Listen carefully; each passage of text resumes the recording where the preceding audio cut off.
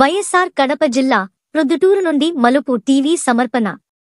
ప్రొద్దుటూరు పట్టణ వ్యాప్తంగా నిషేధిత ప్లాస్టిక్ వస్తువుల తయారీ, వాటి వినియోగం, అలాగే రానున్న వినాయక చవితి పర్వదినాన్ని పురస్కరించుకుని మంటపాలలో అలాగే గృహాలలో మట్టి వినాయకులను ప్రతిష్ఠించి పూజించి పర్యావరణాన్ని కాపాడాలని గురువారం ఉదయం ప్రొద్దుటూరు మున్సిపల్ కార్యాలయం నుండి Gandhi road, TB road, Rajiv సర్కిళ్ల మీదుగా శివాలయం సెంటర్ వరకు నిషేధిత ప్లాస్టిక్ అలాగే పర్యావరణ గణపతి విగ్రహ ఆరాధనపై అవగాహన కల్పిస్తూ ప్రొద్దుటూరు మున్సిపల్ కమిషనర్ రాఘవరెడ్డి మరియు సచివాలయ వార్డులలోని సెక్రటరీలు, ప్రభుత్వ పాఠశాలల విద్యార్థులచే ర్యాలీ నిర్వహించారు.